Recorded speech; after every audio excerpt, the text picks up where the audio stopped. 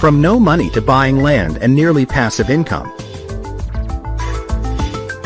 The YouTube video is promoting the idea of creating an off-grid lifestyle and obtaining land to build a sustainable living environment.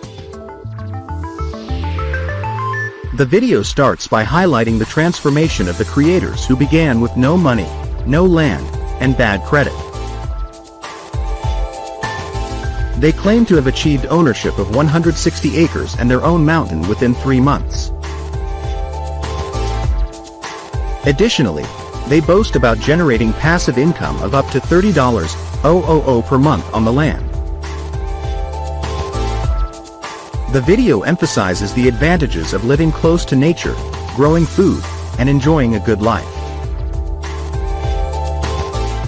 It suggests various possibilities for the land, such as operating an Airbnb, establishing a retreat property, or even forming a community. The creators also mention the ability to engage in activities like swimming in the river and watching the sunset from the mountaintop. The video offers a free webinar that explains the step-by-step process of creating an off-grid dream.